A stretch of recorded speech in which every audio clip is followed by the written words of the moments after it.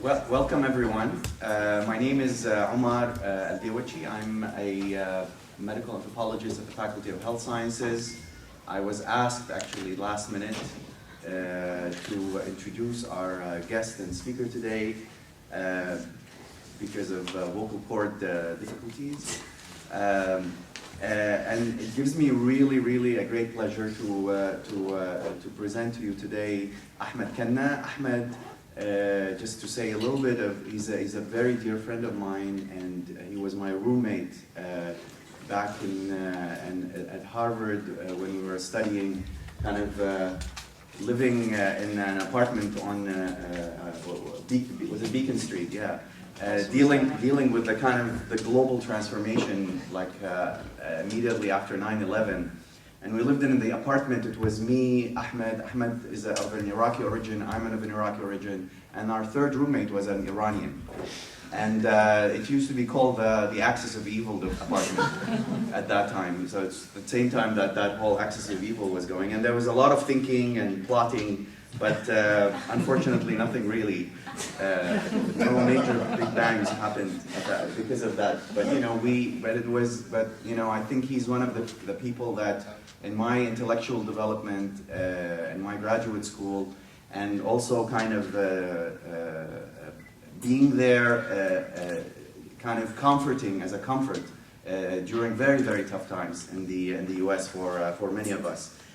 Ahmed is an anthropologist, and maybe is a kind of a very limiting word for him, because he's someone who is located at the intersection of many fields. He deals with questions of in urban studies. He deals with questions in geography. He deals with questions in anthropology.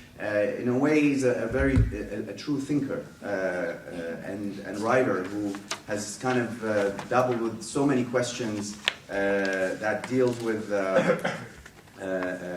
our region and and its connectivity to different parts of the world. And he's currently an assistant professor at the University of the Pacific.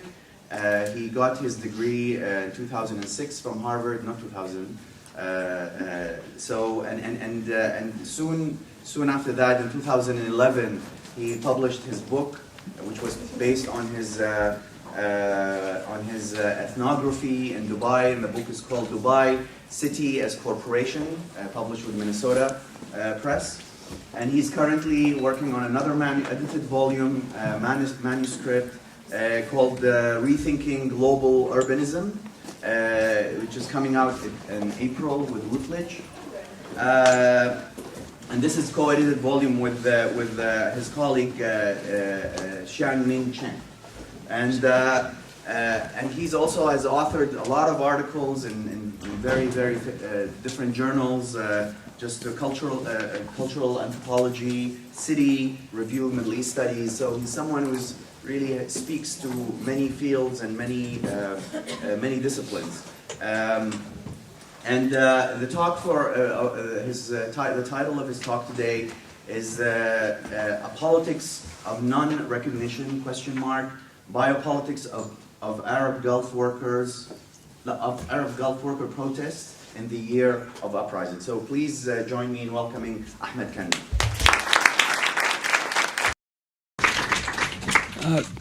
Thank you, Omar. That was such a delightful introduction and very touching. And so I can say actually almost the same thing about you and our intellectual camaraderie over the last decade. Actually, now I first met Omar here in AUB when I was doing my very first fieldwork was in Beirut in summers of between 1999 and 2001, and I met Omar just before he came to the U.S. So again, thank you so much for a wonderful introduction, and thank you to all of you for this gracious invitation.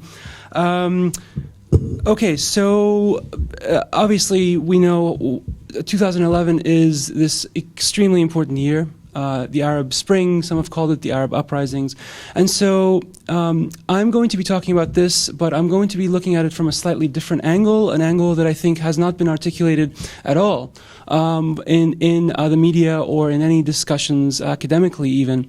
And that angle is actually very much informed by my own fieldwork in the United Arab Emirates and specifically in Dubai over the past, primarily between the years of 2002 and 2007, but I continue to have an interest in that part of the world, although I am working on a very different project now.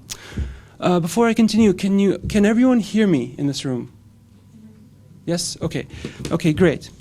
All right. So as we know, 2011 was a momentous year in the so-called Arab region, and we know about the uprisings in countries such as Egypt and Tunisia, etc., very well.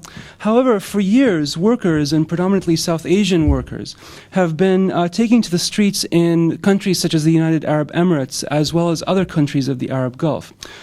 So what I'm going to talk about today is what these protests have been about, what I think they've been about. It's hard to say what they've been about because these groups have not been studied by many scholars, and especially protests in the Arab Gulf have not been studied at all, except by maybe a handful of people such as Robert Vitalis at Penn, who takes a historical and historiographical approach. But for reasons that I think are pretty clear, but I can elaborate upon them in the Q&A after the paper. Worker protests in the Gulf are very, very rarely studied, and so what I'm going to talk about is what do we infer from these? What are they about? Why have they been ignored? And how might they inform future scholarship on the Gulf, on urban and cultural anthropology, and on activism? I should say this version of this paper is being published in a journal called Interface, which is a journal on and it's called a journal for and about social movements. So it sort of speaks to that social movement issue a little bit, which might explain the emphasis in the paper, even though I do not pretend to be an expert in social movements theory at all. So I'll just say that as contextually. So in this paper, I offer some explanations of why the South Asian worker uprisings in the Gulf have been marginalized in the discussions of the Year of the Uprisings, 2011, in which some observers have noted the transformation of the global arena into, as Juan Cole puts it, a protest planet. While such observers, Juan Cole and many others, point out resonances between protests from Tunis, Cairo, Manama, Bahrain, to Madrid, London, New York, and my own home city of Oakland, there is one assumption that needs to be recognized and reflected upon in this discourse, important as the discourse is in providing intelligibility to the waves of discontent spreading across the globe. I mention Oakland not only because it's a delightful city, but also to let you know that I am about 75,000 hours behind you guys, so if I fall asleep during this paper, please forgive me. Okay.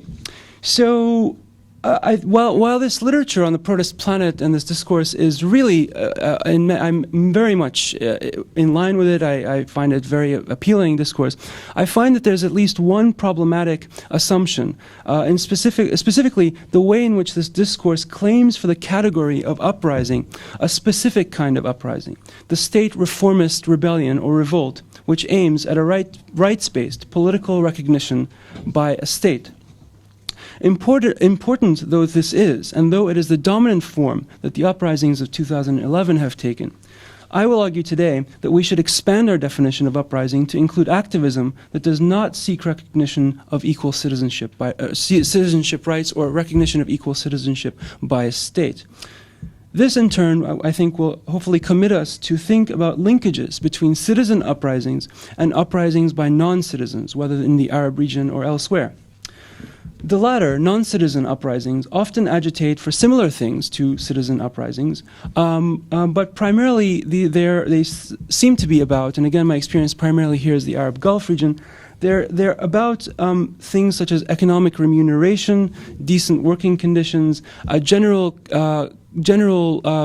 claims for dignity and humaneness, and they are not necessarily, if at all, tied to citizenship status or recognition. what I'm arguing here, I think, will also, and I can discuss this in the Q&A, will also, I think, open the discussion to look at, hopefully, the less palatable aspects of citizens' rights-based, the discourse of citizenship in uprisings. For example, you see in Libya examples of non-citizens being increasingly marginalized and excluded as citizens assert more of their rights. So there's some other problematic aspects to this, as important as this discourse is.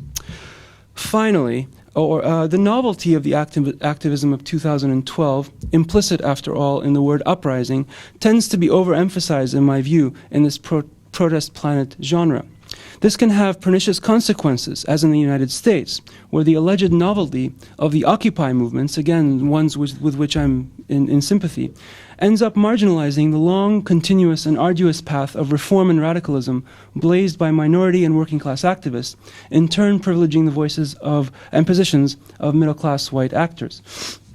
In some cases, as in ethnic minority activism in the United States, activism has often had both broader, more radical, and more concrete agendas than merely expressing the meliorative reformist voices of the quote-unquote 99%, a rather homogenizing term after all.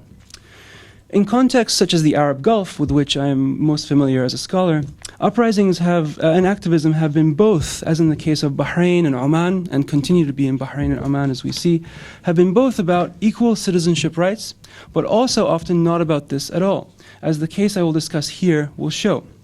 We should not assume, in other words, that the uprisings of 2011, or uprisings anytime, are only about what some have called a recognitive politics, in which the aim of protesters is to secure equal citizenship rights and recognition as full citizenship by the state. And here I will take a chance to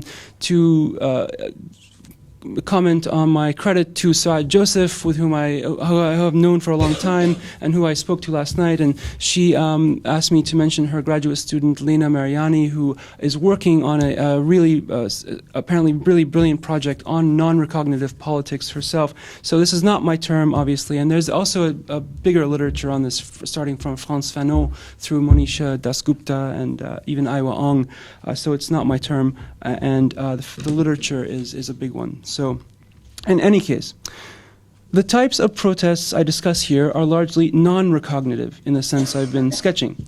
The uprisings want, at most, a limited recognition by a state, in fact, the recognition that they are not citizens. In seeking such limited recognition, workers communicate a desire for narrowly defined non-citizen rights, narrowly defined and clear non-citizen rights, as opposed to broadly defined but unclear, vague. So the emphasis on sort of contractual issues very often in the Gulf. So clear, narrowly defined non-citizenship rights, carrying specific non-citizen obligations in a country and to a state and society of which they are not citizens. So let me talk about, more theoretically, the issue of biopolitics and space, which I think is connected. What I'm trying to do more generally and theoretically is to articulate in a preliminary way the thinking and rethinking I've been doing in relation to issues of space, urbanism, and citizenship in the Arab Gulf since my earlier forays to the region in the period between 2002 and 2007.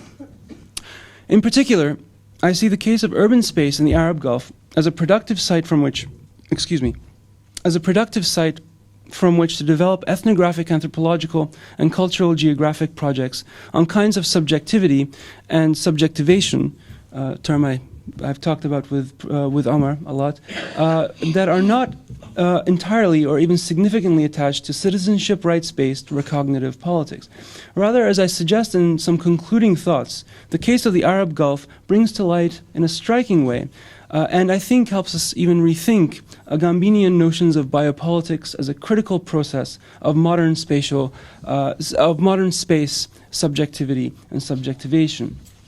As both Agamben's Homo Sacer, a work to which I'm not entirely committed, by the way. I don't want to make it seem as if I'm following Agamben wholly with this, but I find it a useful text in many ways, so we can certainly talk about some of the limitations and some of the advantages of that work later. But as works such as Homo Sacer, and of course, Foucault's recently published in English language lectures on biopolitics and security show, Politics, at least in Western modernity, is dominated by an increasing emphasis on the governance both of individual bodies and populations. The argument is well known, and I won't go into too much detail about that.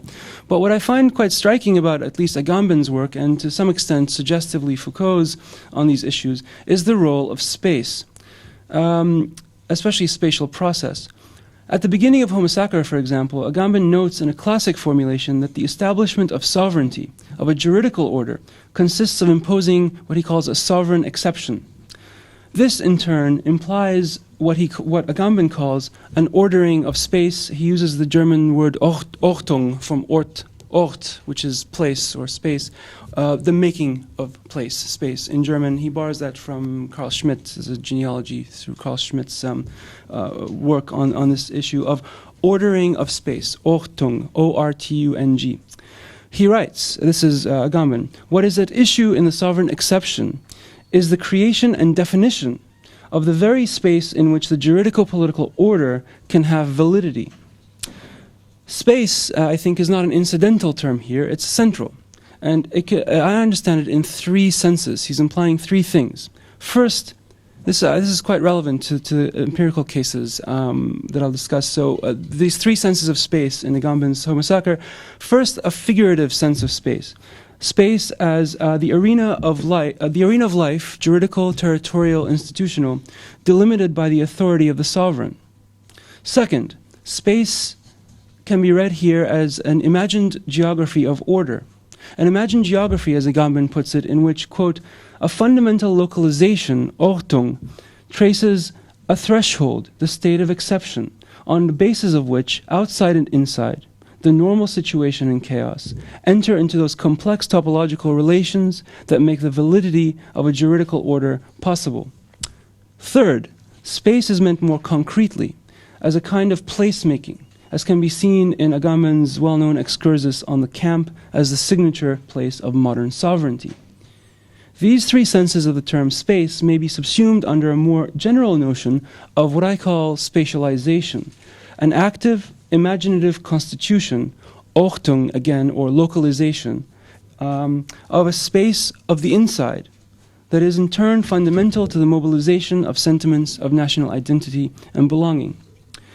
The case of foreign workers in the Arab Gulf is, I am suggesting, an example of the bare life, Homosacre, through which Gulf sovereignty, both in relation to state and to citizen, is constituted.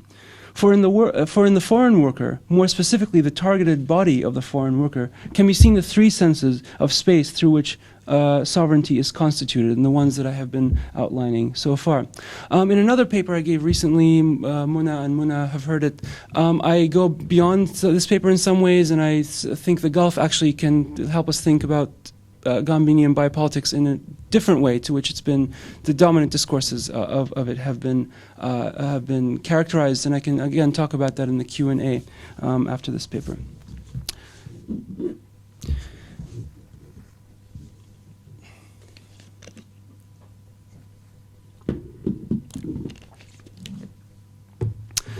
It is often suggested that the Arab Gulf countries are merely tribes with flags, that they somehow are inauthentic nation states.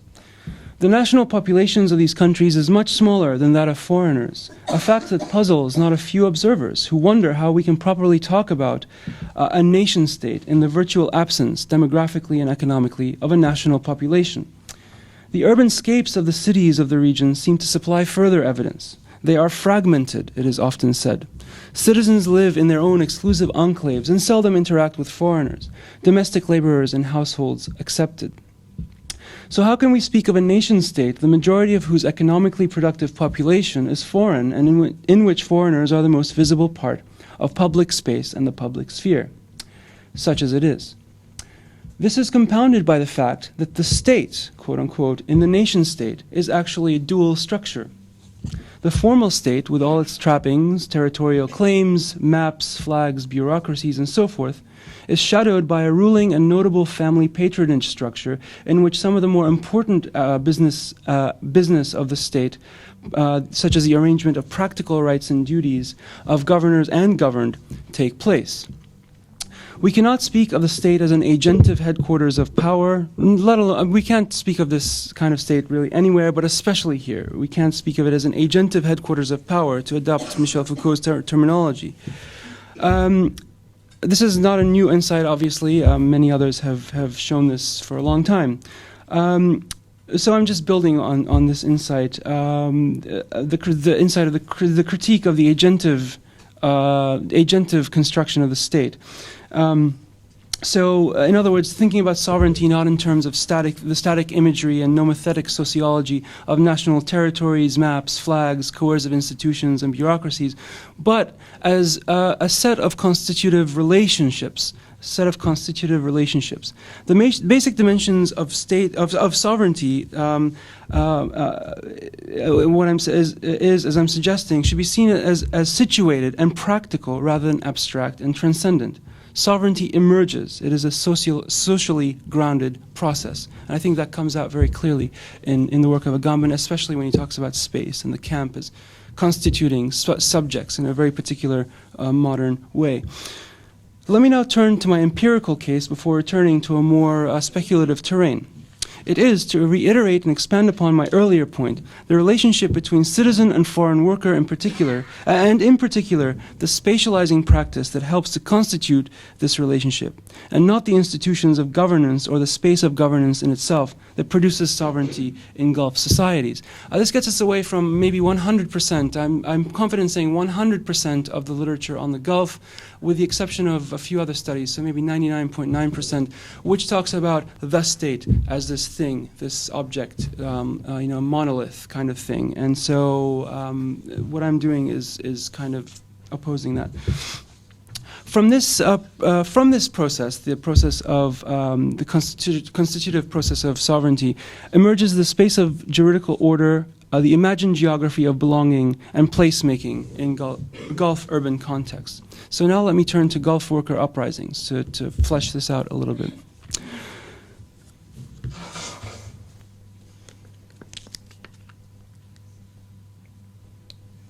Okay, worker uprisings in the Arab Gulf. Contrary to conventional narratives, the rise of the ruling family state in the Gulf countries has always been a contested process. In the longer version of this paper, I discuss a history of popular uprisings in the Gulf in further detail. Here, it is sufficient to point out that these uprisings, while often led by merchants, technocrats, and students, also very often involved workers centrally. We see this from Saudi workers revolting against Aramco and their Jim Crow-style policies in the 1940s and 50s, as Robert Vitalis has shown us, all the way up to the 2011 Arab uprisings in Bahrain and Oman. The recent Omani and Bahraini demonstrations, however, shed light on how rare agitation by indigenous Gulf people has become in recent decades, Bahrain being somewhat of an exception for reasons I can get into. The years 1930 to 1970, however, unlike the more recent years, were ones of frequent and active opposition movements in the Gulf. I detail some of these in my book and a longer version of this paper. Once oil was discovered, the Gulf states could create new dependent classes of citizens who were bought off with relatively generous handouts. With the exception of Bahrain, as mentioned, with oil, the more unappealing kinds of labor on which any society depends was increasingly done by foreigners. However, foreign workers in the Gulf, while certainly marginalized and exploited, are far from the silent, passive wage slaves of popular imagination. And this shows that the locus of urban resistance has shifted from local to foreign workers, among other things. During my research in Dubai, at least 9 worker protests broke out in just 1 month, September to October 2005. These protests ranged in size from about 10 workers to about 1,000 workers. The Dubai protest by 1,500 low-paid Asian workers, as one local newspaper put it, reported in March of 2008. 1,500 low-paid Asian workers, as the paper put it, was far from atypical in scale. In the same year, 2008, a 3,000 worker strike occurred in the Emirate of Ras Al Khaimah, which is east of Emirate of Dubai. In late 2007, approximately 30,000 workers struck for 10 days against a large Dubai construction firm called Arabtech. So 30,000 is quite an astonishing number, actually. Worker unrest in the UAE in the UAE in particular, the United Arab Emirates in particular, is very frequent. Work stoppages, strikes, protests at ministries of labor, etc. In December 2010, almost 1,000 workers blocked a busy roundabout in an industrial area of Dubai. In the middle of January 2011, approximately 5,000, this is the same time of the Arab uprisings, by the way, 5,000 mostly South Asian workers struck for nearly 2 weeks to demand a pay raise from about $200 to about $250 a month.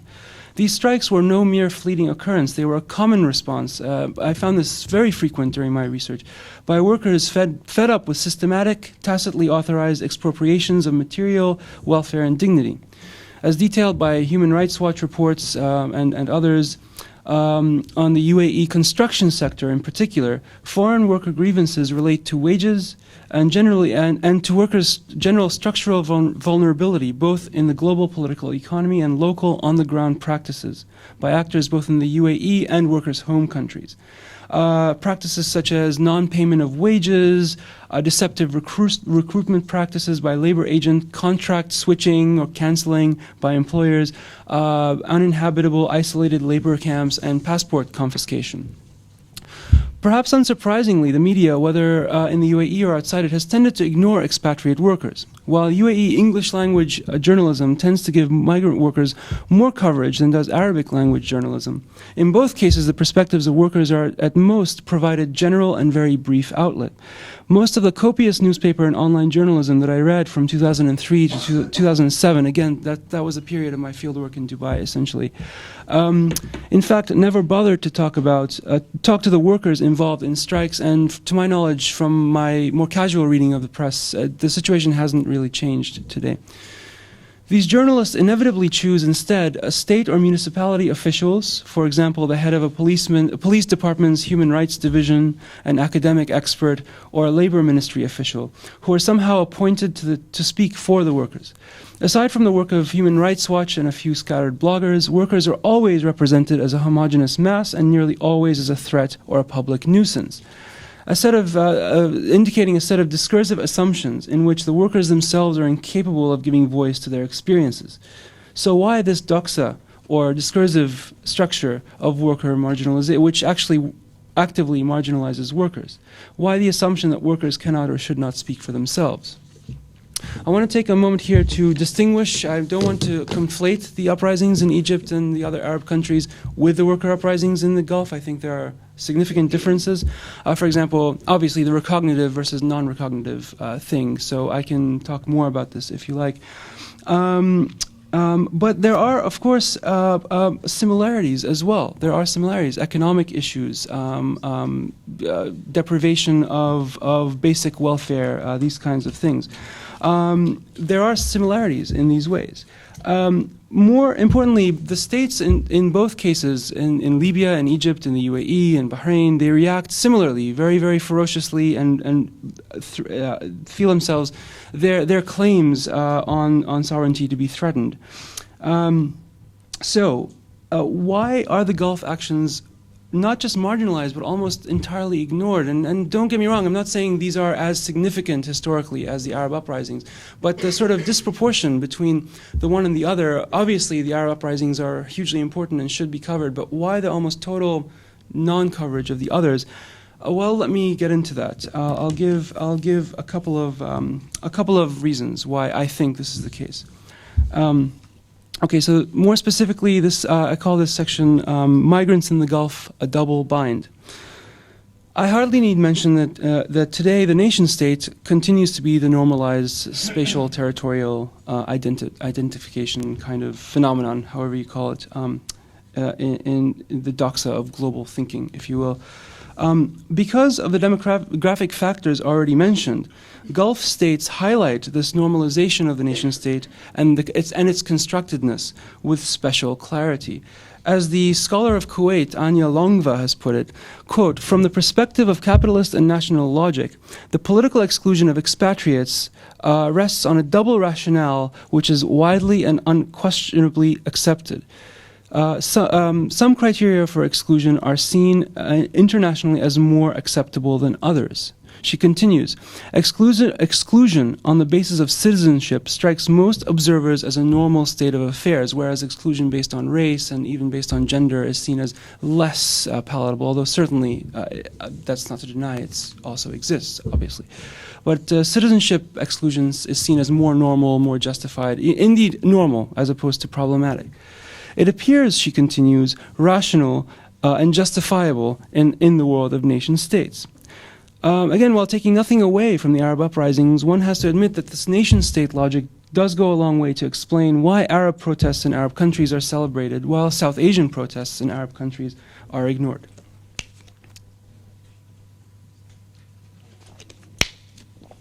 Second, liberal discourses, especially in the Western media, only often agree implicitly that only those protests aiming at reforming or toppling a state are viewed as political, thereby disconnecting and unconsciously elevating such protests over other kinds.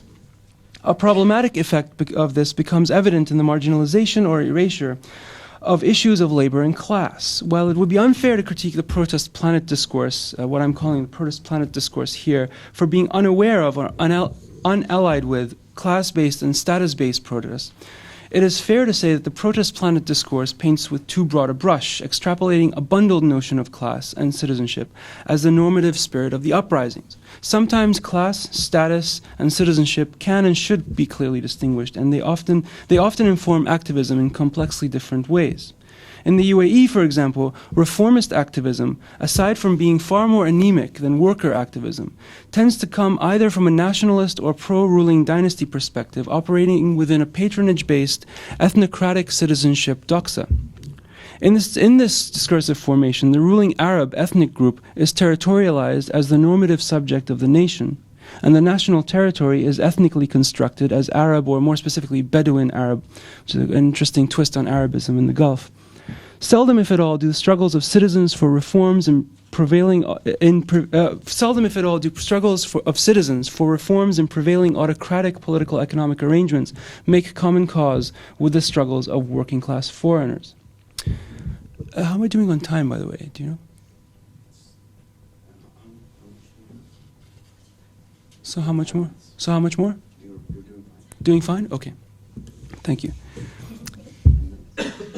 10 minutes. Okay. Some of the classes end at 1:45, so they'll be leaving. Okay. I will try to be brief.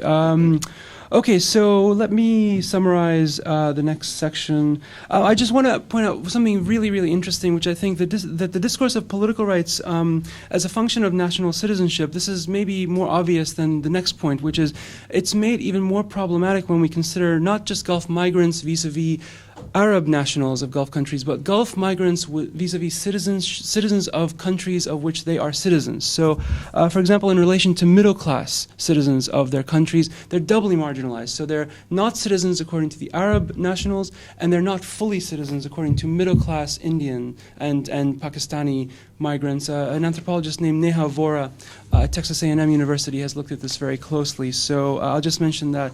That's what I call the double bind of the South Asian migrant. Okay, so let me talk more specifically about some ethnographic examples. South Asian domestic and construction worker interlocutors in Dubai who helped me to learn about the realities they were negotiating told me about children, parents, and cousins whose education, domestic survival, and welfare depended on income earned in the Gulf.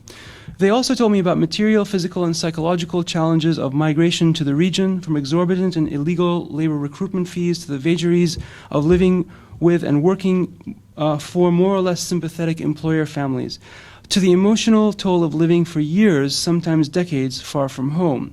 One particular interaction, moreover, reflected the more nuanced aspirations implicit here. The example is basically I had sold some furniture. I was trying to get out of the field, and I sold my furniture to furniture resellers. I had a couch and a chair and some stools and stuff, and they gave me the equivalent of about $40 or $50 US. And then I met up with a worker that I'd known relatively well, and she started yelling at me, "What are you doing? How can you be so stupid?" did, I would have given you $250 for that stuff. And I was astonished because that would have been actually much more than a monthly salary for her. And what she wanted was this furniture for her home back in India because obviously, she wants she wants the furniture, it's useful, but also a sense of distinction. We talked about this, it's IKEA furniture, and she liked IKEA. And you don't get sort of this more nuanced thing, this kind of middle-class distinction aspiration thing from a lot of the literature, any of the literature really, on migrant workers, except some of the stuff coming out now by a few other scholars. So, other than the basic things of deprivation of basic economic rights, also a desire for symbolic distinction, a desire for sort of, I call it a middle class distinction, but that may be a very imprecise and problematic term. I fully acknowledge that. That was one interaction. Okay, so just to continue the main thread, worker desires for mobility, class mobility, and spatial mobility, and enactments of agency, even very modest ones, however, encounter local structures of governance embedded in a discourse of immobility and essentialized images of the worker either as lacking agency or, as I discuss in a further example, as vaguely threatening, a troublesome target of governmentality. This discursive structure, in turn, helps to generate imagined communities of the city and of the nation as spheres of potential insecurity, whose source is the allegedly dangerous body of the foreigner. Let me clarify with further examples. In late 2006, the project manager of a Dubai development firm invited me on a tour of a large new gated community which was being built on the city's rapidly expanding ex-urban frontier. The project was a typical for Dubai, large mixed-use retail and residential development aimed at the expatriate professional middle class, which constitutes a main pillar of the Dubai consumer market. As we drove from the residential part of the development to the enormous shopping mall that the firm was simultaneously constructing nearby, I noticed an imposing fence that had gone up around the grounds of the residential part of the project, and I asked the manager why this fence was necessary. The manager responded that, well, obviously it was a security fence. I asked him to be more specific. Because for me, I saw that the project was so remote from the city, it could only be accessed by a car, and many construction workers don't have cars. People who are considered dangerous don't have cars in Dubai, generally, right? A car is a sign of distinction. That's actually not 100% true. I can talk in further detail about that later. So I asked him, look, the thing is, so far, who's going to come to it really on foot or even car? And he answered, well, there are camels that come around and they eat the vegetation. And then he pauses and he said, well, yes, you're right, it is kind of overkill, right?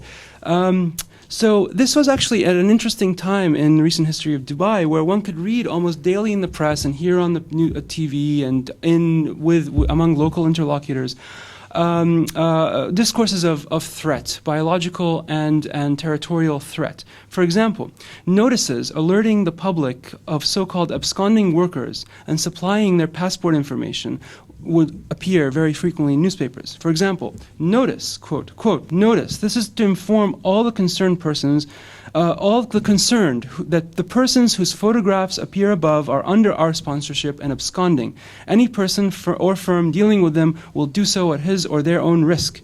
Kindly inform the concerned authorities of their whereabouts if known, and they supply the passport numbers and the information. This is very, very sort of private information. Moreover, a constant stream of stories about national security in which the protagonists are invariably state border agents battling against so-called illegals, infiltrators, and smugglers, invariably from Iran and South Asia, helped to reinforce images of a nearly ungovernable border threatening outsiders and a vulnerable inside territory of home and authentic local culture, quote unquote. The border between these two spaces, interestingly, was not significantly a national border, but a regional and ethno-linguistic one. On the one side, the Arabic-speaking Sunni Muslim western side of the Arab or Persian Gulf, always the Arab Gulf on that side, the Arabian Gulf. It's never the Persian Gulf. And I've gotten actually into big arguments with both Iranians and Gulf Arabs about this. So it's Arab and Persian. I don't care. It's not my it's not my sort of concern to name it one or the other. But so the construction is Arab Arabic-speaking Sunni Muslim on the western side, and on the other, homogeneously either foreign and dangerous, either Shia Iranian or Hindu South Asian world. A revealing and far from atypical expression of this cultural geographic sensibility can be seen in a letter to the editor of a major Arabic language daily. A UAE citizen writes that he was shocked to discover the pitiful state of hygiene at a local vegetable market. He writes, quote, "Vegetables are being stepped on by people's feet. No one cares about this. Indeed," he continues, "it is normal from the perspective of the South Asians and their nonchalance with respect to cleanliness. Cleanliness," he continues, "is a necessary and basic element in the life of peoples, hayat al-shu'ub. So it is not right that you have a sha'b, a people, that does not care about cleanliness. The Department of Health must punish the careless Asians and introduce them to the concept that health is the most precious thing in existence and that the Emirates are not India," end quote. At this time, it was also not uncommon to hear and read about foreigners, this is from another newspaper, bringing in communicable diseases like AIDS, tuberculosis, hepatitis B, and leprosy into the UAE. Moreover, as both I and Longva have found for our respective cases of Dubai and Kuwait, there is a sexualization and gendering of these conceptualizations of external threats. For example, foreign domestics are especially vulnerable to charges of sexual immorality and prostitution. A connection is made in such a view between the foreigner's allegedly loose sexual morality and the infiltration of culturally corrosive and biologically corrosive influences by way of the domestic space of the family. And let me conclude, I hope briefly here, with some speculative thoughts on biopolitics and space. Particularly striking is the way in which discourses of foreign threat are linked to what Agamben would call biopolitics.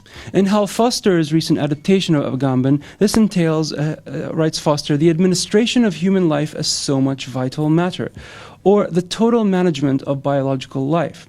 For example, descriptions of illegal immigration in the UAE media during my research period, as mentioned, evoked an imaginatively constructed and nearly ungovernable border, etc. Successful governance, as one official quoted in the local press put it, is about, quote, keeping the country clean of illegal immigrants. Thus, the relationship between foreign workers and local Emiratis is in a significant way, I am suggesting, biopolitical. It's not just about rights-based issues, although it is about that as well, of course. According to Agamben, I don't know if I need to summarize his theory of homo sacer, but it's basically, it comes from a genealogy of Roman sort of legal writings, and basically he says homo sacer, the sacred man, is sacred not in the sense of our contemporary sense of sacredness. It's the individual in a society who can be killed but not sacrificed, right? Unqualified human life, killed but not sacrificed. And he says that in modernity, what happens is that the sovereign treats his subjects as a homo sacer, and subjects, citizens such as national citizens expelling immigrants, act as sovereigns vis-a-vis externalized, sacralized people. So this is the connection I'm making to the Gulf.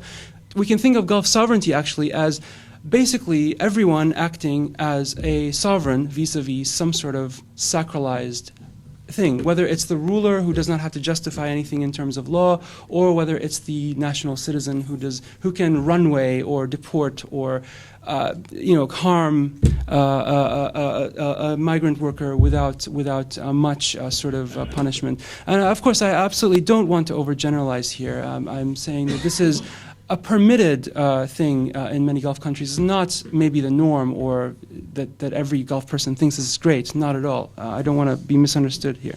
So, okay. Agamben takes the experience of Jews during the Nazi Holocaust as emblematic of bare life, but Hal Foster, in his more recent interpretation, calls forth much more prosaic examples, such as the quote-unquote terroristic Muslim or the hooded prisoner from Abu Ghraib. One might add another, even more prosaic example, the accursed or sacred foreign worker in contemporary Gulf states. In some ways, as already mentioned, or as not already mentioned in the longer essay, in some ways, Agamben's theory applies literally to foreign workers in the UAE. In Dubai, for example, they live either in a vast system of labor camps on the peripheries of the city or within the domestic sphere of the household, perpetually in informal and temporary status and subject to any of the aforementioned privations of economic and political rights. It is significant, for example, that domestic workers are the only individuals allowed access to the private spaces of the Gulf home, bathrooms, bedrooms, kitchens, etc. As sacred humans, as hominis sacri, they are not seen as having much of a threatening quality in that sense, unless they do something unexpected.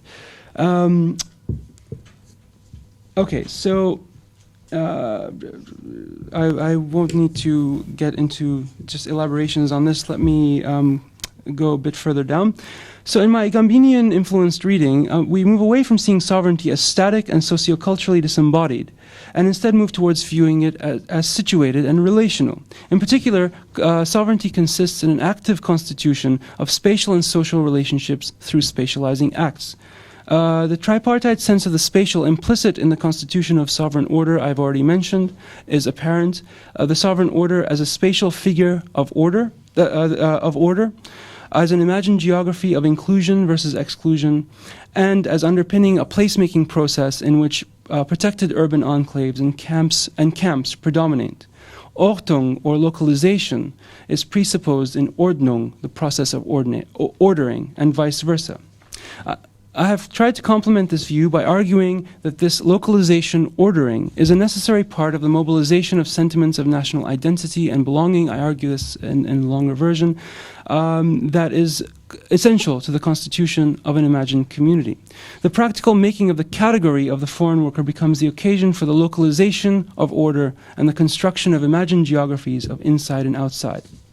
It is important, and these are my final thoughts, it is important to keep in mind that the biopolitics I'm sketching here are not entirely unique to the contemporary Gulf. Indeed, Gulf societies are similar, although of course not identical, to other ethnocracies, Israel being an example, and share much with the states of the global North in their biopolitical constructions of citizen and non-citizen.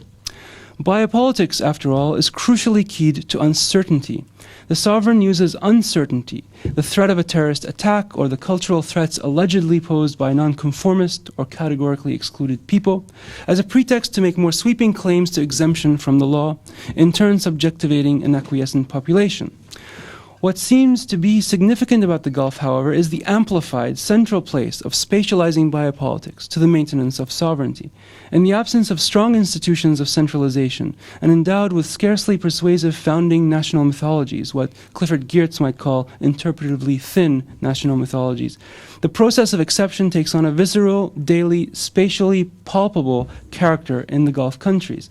Given how entrenched the structure of the exception is in this context, it is predictable that worker uprisings are largely non-recognitive. They do not assert that we exist, as Russian protesters did in December against Putin.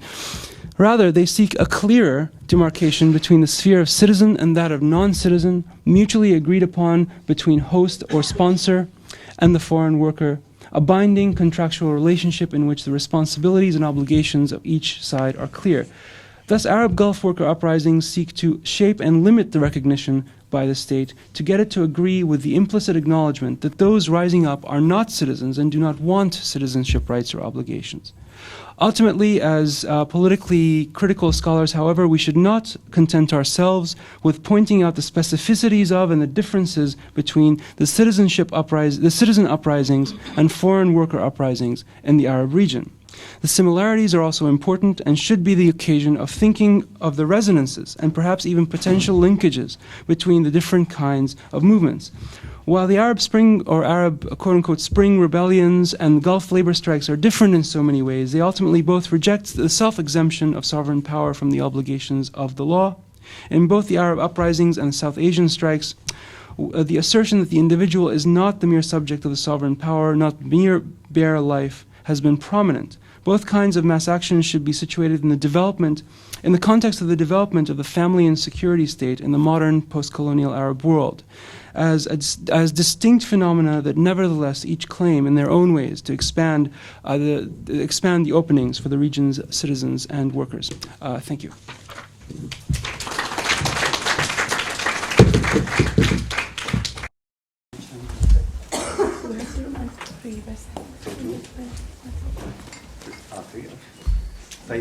So basically, thank you so much, Ahmed. This was very interesting. It actually brought to mind a recent incident here in Lebanon, where there were these foreign workers who've been actually dead for about 5 or 6 years and have been suspended in these morgue, in the morgue, and partly because they were not recognized, they were not recognizable where they belong to, what sect they belong to, and so the police would not be able to release them because this kind of also don't know what cemetery. And because cemeteries in Lebanon are all based on sect, so where do you bury them? So they've been in these morgues for more than 5 years, and it's kind of the foreign worker as a kind of a exception really becomes not. Foreign workers. These are all foreign workers, yes. And what is interesting is that it's not just about life. Yes. It's just more the suspension of exception even in death. Right. So it's and they can't be sent to their home countries, can they? Well, they don't know where they're from. Oh, It's kind of part of I suppose that, that makes sense. Anyway, so we open it up for questions. We have some time for Q&A. Yes, Sosa. Thank you very much. Please introduce yourself. I'm Sosa Abdelrahim, thank you. I have a comment. This is a really interesting, illuminating talk, presentation or paper, but I really didn't get a sense of what the migrant workers themselves feel in terms of their rights or what they aspire to do as migrant workers in the context of the Gulf. I had expected that as an anthropologist you would have talked to migrant workers there. Sure. And I have just a very quick comment that the issue of social mobility and migrant workers' aspirations to become middle-class citizens when they go back to their country, this is a topic that has been written about a lot. And there's a book on Sri Lankan migrant workers in the Gulf who went back to Sri Lanka, and a big part of it is about becoming middle class. Yes. Yeah. So if you can comment on these two things. Should I take Do you want to take 2 questions? Okay. and then- Anyone else? Yes. Hi, thank you. I have 2 questions, and obviously I need to refer to your work as well. But my first question is if you could talk a little bit more about how the street uprisings actually happen. When you spoke about the labor camps being isolated areas, how people are actually able to organize. Right. I would love to know specifically about that, and I would also like to know, in terms of the migrant worker community in UAE, who is actually uprising? Is it primarily from the construction industry? Is it also domestic workers? Is there a division there? And my second question is, if you could talk a bit about, in your research and maybe also in the literature, what this says about the nature of work itself, because, and what, in terms of exclusion based on citizenship, if non-citizens are actually building the city, in the States it's non-citizens actually harvesting the food, so there's parallels obviously with the US as well, if you could speak a bit on that, the political economy of work in this context. Yes. I just had a quick, well, I can't actually see you now because the camera, but I wanted to know if you had found in your research or in your consideration any connection to the boycott of the Guggenheim Abu Dhabi on the basis of labor issues, if that seemed completely disconnected to the situation. I honestly don't know. I should have prefaced this paper by saying this was written in a context that is a rather journalistic context that became a bigger article for an issue of a social movements journal about which I don't do normally research. So I have not done that much fieldwork with workers. This paper I situating as a critique of discourses of citizenship in the Gulf more than as an ethnography of construction workers or domestics. I can answer some of the other questions in a bit more detail, however. Yeah. So I don't know. That's a great question. Really great question. Do you want to go ahead and answer? Sure. Yeah. So, okay. So, what do they feel? What do they aspire to? Again, I'm not a scholar of migrant workers. I think people like Gambard would be excellent resources for that. I'm a scholar of Gulf Arabs primarily. I worked primarily with Gulf Arabs. I'm critiquing the historiography, some of the historiography of the Gulf, and I'm critiquing the construction of national citizenship, and trying to grapple with the idea of biopolitics, which I see as particularly salient in the Gulf in new and sort of illuminating ways. So I can't honestly I can't answer that in great detail. As far as again to mention the social mobility, middle class aspirations, Michelle Gambert's work is the standard, and she would answer this question better than I. So. How do the street uprisings happen? From my reading of the literature on it, again, I have not been participant in these uprisings. They often refuse to go to work. They often turn up at there is a network of local activists as well who are sort of, how can you put it? They are either former workers themselves or non-workers who are sympathetic, often South Asians themselves, who are organizers, and they usually what they do is they turn up at the Ministry of Labor of the relevant emirate, and they do often silent vigils, as they don't speak Arabic usually. So silent vigils and work stoppages primarily. They tend to be another problem with a lot of the literature is that it tends to overemphasize. It tends to buy into the discourse of threat, and it talks about how workers uprising are destroying things and setting fire to equipment and these kinds of things, and usually that's not what's going on. They're not out there destroying things, and people believe they are. So they often do sort of these kind of mass vigils. Who is it? Yes. I'm going to use my authority, my sovereign authority, and take one of those. Okay, please. Who is actually uprising? Majority of them construction workers. They are in the most. The domestic workers have different issues. So construction workers are actually contract workers. Domestic workers are not contract workers. They are called mu'il. They are in a mu'il relationship with the mu'il, not a sponsor, kafil. That is, mu'il is guardian or overseer kind of thing.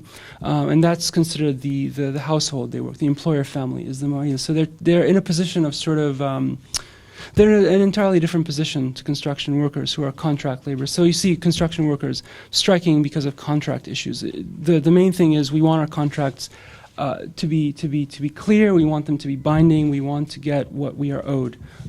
One of the problems with that is that they don't sign. They often there's two sort of employment context, if you will. There's a labor recruitment, and then there's the actual employment context. So the Gulf employer would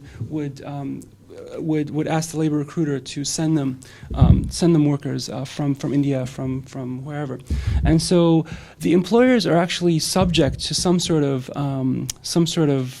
state check. When the workers turn up at a labor ministry building or with the labor minister, that's actually a bureau of the state, and the state at least makes some sort of gesture towards them. Often it does punish a hand slapping way. Employers, labor recruiters are a whole other issue because they're really not as controlled, and they're very sort of they're much harder to control. So labor recruiters, often the problem with them is the main problem is that they charge visa fees that are extremely high, and then they force the workers to take out loans that have something like 30% interest or 25% interest, and they become hugely in debt. One of the myths of the Gulf Studies literature is these are why is everyone getting worked up about these workers? They're temporary workers. They're there only, they can tolerate this for a little bit of time, and they can get out if it doesn't rational choice theory, right? So, but no, because they're already indebted. And they're already hugely entangled in debt and in family expectations and obligations. Again, Gambert talks about this in greater detail than I can. So let me see here. I wrote the other question down with my my chicken scratchy handwriting. Oh, what does this say about the nature of work, especially the role of non-citizens? and the parallel with U.S. migrant workers. Well, yes, that was your question as well. Definitely, I would say, I would hypothesize. I wouldn't say with definitive certainty. There are definite parallels, and that's why I mentioned at the end of the paper, we shouldn't think of the Gulf as unique at all. It's just because of things like, national dress and these particularly sort of obviously constructed sort of national myths and the sort of the emphasis in everyday popular culture and in discourse on ethnic purity and on are you a pure Arab and these kinds of discourses, there's this overdetermined situation in which these types of exclusions that you also see in the United States and in Europe with migrant workers occur, but they're just more sort of, I suppose, vivid or maybe even more intense in some ways. But the nature of work. I guess I don't know. It's quite vague. Can you be more specific when you? Yeah. Maybe after. Okay. Thank you, Ahmad. It's really fascinating, and congratulations on your book. I look forward to reading it. Thank you very much. Okay. Your notes about the fact that workers' protests have been absent from the sort of Arab revolution's discourse is I think resonates, and I think it's even true for the way in which the Arab revolutions in Egypt or in Tunisia have been discussed, more in terms of youth, more in terms of Facebook, in terms of even political parties like the Muslim Brotherhood, but unions and workers have been very present, and I think underrepresented in the literature. So it resonates well. And so that was just the first comment. I had a question about, could you speak a bit about your field work with construction workers and I how did it... not do field work with construction workers. I was Okay. not allowed, actually. That's what I wanted to ask. Okay, Yeah. how it fits into your issues of kind of permits and how it fits into your kind of larger project of your ethnography of Again, Dubai. I feel somewhat an imposter here because I did not do field work with construction workers. So my interest is really, and what I'm capable of talking to is how the figure of the construction worker, what they represent, what their presence, how it relates to the construction of a national identity. This particularly sort of fraught and problematic process in the Arab Gulf. So in terms of you're asking about the specifics of like getting permits for laboring. I was curious and about that. yeah, You're yeah, saying you yeah. didn't Well, get it. I do know something about it from reading the literature on it. And in terms of you mean getting like a visa to work in the UAE? Yeah. So normally, if you are coming, let's say, from the background of many people in this room, you're a professional, let's say, you would be employed by a company. They would purchase a visa for you. They would pay for your visa fees. They would pay for your residence permit, and that's the norm. That is actually the law in the UAE for everyone. But it happens that mostly for people like construction workers, they don't. The construction workers end up themselves paying for the permits and the travel and situating themselves. They do it mostly on their own. So once they get there, actually there's an anthropologist, Andrew Gardner, who did work with them in Bahrain, and he details some of this. So once they arrive, it's quite an uncertain process. Even mundane things such as who's picking me up at the airport. He talks about sort of workers stranded at the airport and not knowing where they're actually going in the country. Being sort of bussed back and forth from camps. These kinds of things. I mean, I can go on. I don't know if you have a more specific sort of question in mind, or No, and then I was so. And how does this fit into your larger book project? This does not, because it's coming after it. What happened was I had published a small article in a journal many years ago on architecture. This is actually what I'm talking about tomorrow, on Starchitects, right, in the UAE, Rem Koolhaas, and Zaha Hadid, and so on. And many of them say, oh, the Gulf is great. It's a laboratory for urban architectural experimentation. And you know, all these people say, oh, it's such a great country, and we can do whatever we want. And they're not talking about actually the workers, right? They're not talking about how their buildings are happening so quickly. And so I wrote this short piece, and I was asked by this journal to elaborate on this. And I told them I will, but I can't talk about, I can't talk from field experience. I can talk about sort of the implications of this for the definition of the Gulf as a kind of consumable image, place, palatable kind of modernity image, right? Which for me, in the book, essentially, I argue that this kind of global very much emerging from earlier legacies of the imperial encounter and how these places were sort of formed as dynastic anti-reformist and anti-worker states that they basically were crafted as sort of symbolically as the palatable modern, right? They're not Nasser, they're not Nehru, they're not the Third World Movement. They're the moderate, nice Arabs who don't resist anything. So, but how that idea itself is based on in a way the work of many other Arabs, but also many non-Arabs, which is making this possible.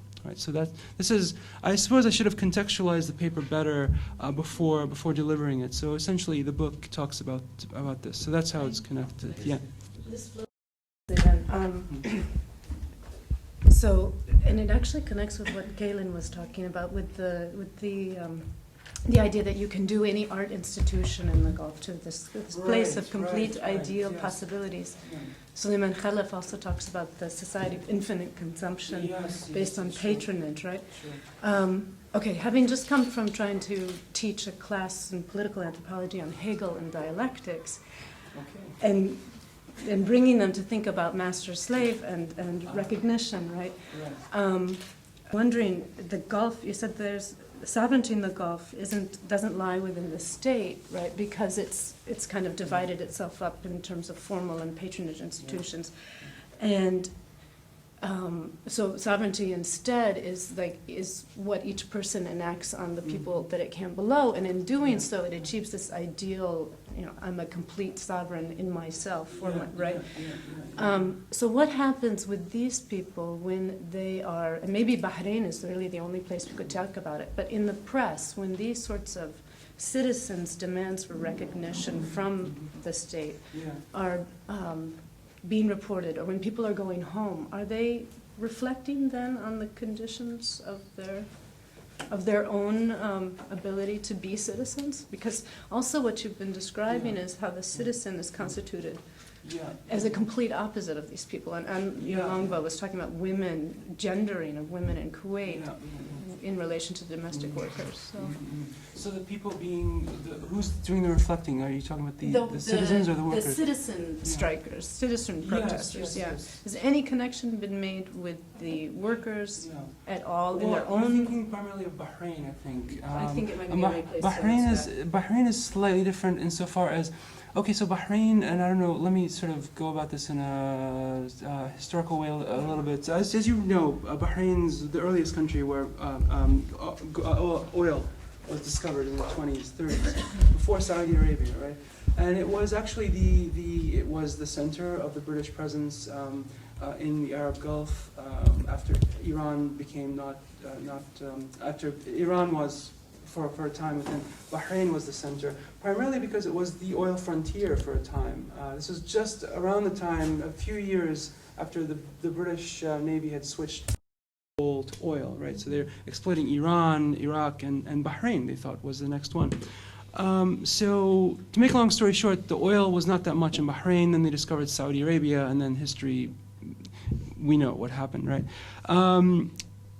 So Bahrain is not the typical oil state. What I'm talking about here is more the oil state idea, the oil state reality of many, many foreigners, very, very few citizens, right? And so there is this problematic kind of experience where we're citizens of a nation state, but there's no one else around who looks like us or talks like us or identifies like us. Bahrain's situation is different because they have many citizens, right? So the majority are citizens in some way, on paper, right? The workers happen to be also the marginalized citizens in Bahrain, largely. There are, of course, many expatriates in Bahrain. I don't know what exactly the numbers are, but largely it's Shia workers, right? People who drive cabs, who are indeed construction workers, who are, working class people. So I would, yes, I would say probably, definitely Bahrainis are aware of this sort of Hegelian dialectic, I suppose, or trying to sort of, as Hegel says, the slave eventually becomes the master by sort of appropriating or sort of bodily, cognitively, etc. The tools of the master, the tools of subordination, if you will. So I don't know if that means the Shias will eventually be the dominant masters of Bahrain. And I honestly don't know if I've answered your question very well, but I think what you're referring to is Bahrain much more than the UAE and Qatar and Kuwait, the oil, the classic oil extraction But maybe it also station. explains part of the reason why there would not be uprisings in those places too. Right. Yeah. Definitely. Yeah. And that's clear that the idea, the sort of what's sort of difficult to wrap your head around is the fact that the people who are the working people, let's say, they can be expelled legally and without any sort of problems, right? That's this unproblematic structure of externalization should any problems happen. There are so few citizens, and mostly because the per capita income, like in Qatar, is a very, very niggardly $100,000 per year. The per capita income is outrageously obscene, right? So that's not a revolutionary situation if you're a citizen in that. There are marginalized citizens of the UAE. There's Bedouin people, Bedouin meaning without, they don't get papers. Often they're coming from African backgrounds or South Asian backgrounds. There are South Asian Emiratis who are ethnically considered less pure, less central. Iranian Emiratis, of which Dubai has many, the majority are Iranian background Arabs. So not Iranians from Iran, but Arab citizens of the UAE who are Iranian ethnically. They're also, to a lesser extent, subordinated. But in general, yes, I think it's clear that oil modernity, Abdurrahman Munif talks about this, right? They lost their souls, in a way, according to him. They lost the will to, the political will after It's oil. legal too. Yeah. Are they the Can we dangerous- take one minute? You mentioned in the beginning of your essay that you were not committed to Agabans, fully committed to Agamben. But I felt- I'm attempting to grapple with it only very recently, so... No, yeah, but I felt like your conclusion was very much Agamben. Like I felt you looked at solely, only at the foreign worker as a homo sacer. But can you tell us more about what other forms of spatial relations that are being produced between the foreign worker and state institutions that are not within a space of exclusion, that are more places of contestation or protest? Sorry, is this the last part of the... That are more of a place of contestation or protest, because you're mentioning that there are a lot of protests that are being marginalized, but they exist, basically. Yes. So are there other kinds of spaces of... Sure. That's a great question, and I address this in more detail in my book, actually. So just give me a moment to reflect upon this question. Yes, so maybe I do sort of emphasize the spaces of exclusion because of the Agambinian framework that I'm proposing here, if tentatively. So other kinds of spaces of contestation, I think one has to be realistic about the term contestation, and we have to think about how we're defining contestation. So when we talk about contestation, are we talking about sort of Lefebvrean right to the city idea of, thinking about like the events in Paris of '68 or the Occupy movements? And there are very, very few, if any, spaces of that kind, for some of the reasons that in responding to Kirsten's question, I've addressed, the demographic situation, the fact that most people in Dubai, most people in Abu Dhabi, most people in Qatar, they will get kicked out for the most thinnest of reasons, right? They're well aware of this. Not just workers, by the way, middle class people.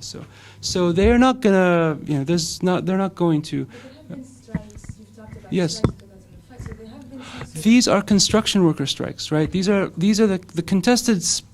I suppose you can say that a construction site can become a contested space, right? And symbolically, the workers, go to a construction site and engage in a work stoppage, right? We will not work until you take us to a meeting with the labor minister and here are our demands, right? So construction sites are symbolically rich sites, obviously, because the modernity that is being crafted in, I opened Der Spiegel the other day and they had an article on Qatar's Emir Hamad bin Thani as the new Kaiser Wilhelm, or the new, what's his name? The new Chateaubriand or whatever, great diplomat, right? And what's the picture is him sitting in a mosque and then a skyline of Doha, right? So to go back to the construction worker strikes, when they strike, they are communicating indirectly that that kind of picture that's splashed on the media is that's something they're interrupting. That's something that they're not doing it accidentally. They're not doing it. They're not going to a shopping mall and doing this. Or often they actually do work stoppages in highways, major arteries between Emirates and stuff. So those do become something like Lefebvrean spaces of right to the city. Other kinds of spaces are what I guess Baudrillard would call climatized, highly surveilled, sort of, disparate and diffuse spaces that are enclaves, basically, like gated communities and shopping malls and these kinds of things. There are many spaces that are not like that. The old cities in Dubai and to some extent Abu Dhabi, which is a much newer, doesn't have much of an urban core in that sense.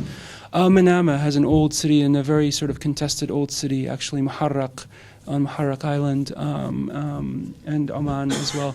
So there are other kinds of spaces to the ones I'm talking about, and some of them do become contested, but if we sort of rethink, I think, the terminology of contestation and take it out of, I think, the Lefebvrean sort of idea of right to the city, or at least rethink that in some way. So. Actually, I've lived for many years in Kuwait, and when such protests used to happen, many people, especially nationals, would say, if those people aren't more here than in their home countries, they would have left, and even though they are protesting and they don't accept the conditions imposed on them, they still find them better than the conditions in their home countries. Yeah. Not only nationals, Indians and other foreigners also say that, in my experience. Yeah. What do you think about that? Oh well, yeah. I mean, I think there's we have, I think, a dominant discourse among Kuwaiti nationals, among Emirati nationals, rational choice theory. They made a choice based upon the most advantageous sort of calculus, right? They calculated in their heads it's economically more advantageous to go work even in a tough situation in the Gulf than it is to stay at home. There's some truth to that, right? They're not in Kuwait to go to the beach. They're not in Dubai to go to the Burj Al Arab, right? They're there not to have fun. They're there to work really hard, right? And to toil because they don't have work at home. They don't have a survivable situation in India and Sri Lanka, right? So that at a basic level, I guess that's true.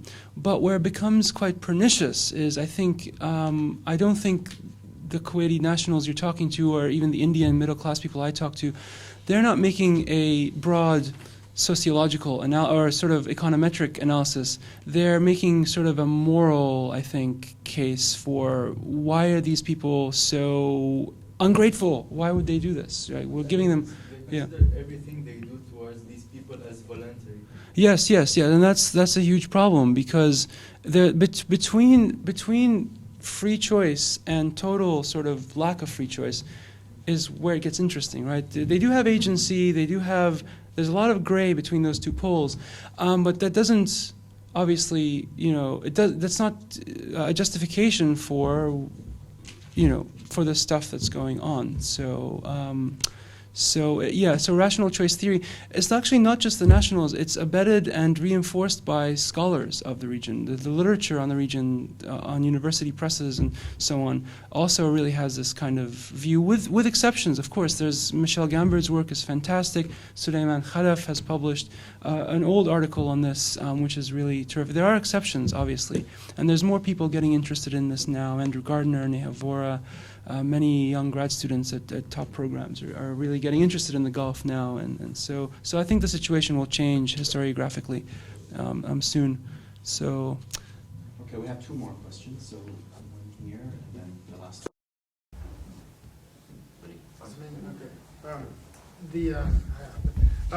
When you're talking about the protests, and I think in noticing how that they were focusing on almost contractual issues. It struck me in trying to broadly compare protest across the region. It doesn't seem that there is a movement behind forms of protest that would be both either normative or structural. I mean, doesn't seem like there's pressure for really, there's to the degree that these models in the Gulf and the Emirates are running up to crisis, there's financial issues, there's other issues. They might seek to poke at the image, but I don't think they've destroyed the image, so that's worth questioning. You can still, market yourself to overwrite that as long as it's not persistent. So is one, not necessarily conclusion, but one sort of sense that you could say is about, to the degree that these models are sustainable, not sure I like that word, but they're not running into a system of crisis. You could say that these protests are quite narrow, not just in their volume, whatever, but even their issues. There's not even a discourse or movement that's challenging the structural nature of the situation or the. No, I don't see that myself. Again, I think the real experts on the desires and aspirations and people who have actually done work with the community will be better able to answer this with more certainty. But no, sort of analysis of deeper structural issues. It is very much a contractually oriented movement, because my sense is that a lot of the workers, they do. They basically do agree fundamentally that they are there. They want to be there temporarily. It's not just that they, are sort of, it's not that that's kind of the idea that they have vaguely. They actually do want. I think that's part of very much what they don't want to be there for a long time. They want to come for a couple of years, 3 years, and go back home and establish themselves home, right? So I think addressing structural issues, you would have to sort of look at, there are more sort of structural thinkers who are more in organizing positions among workers. I met a few of them when I was there, and they do have a more structural analysis, but their interest tends to be to ameliorate the situation of the workers, even though they have a structural awareness. And I'm sure the workers themselves have an awareness of the structural situation as well. It's just that that's not part of their project. I think it's more precise to say that. So in terms of that's the big question, right? The citizen uprisings in the Arab region are proposing both normative questions and structural questions, right? They're coming from a structural situation, and they're about class, they're about gender very often, they're about other structural issues, and they're about normative questions of rights. They're about normative questions of dignity, you could say, and.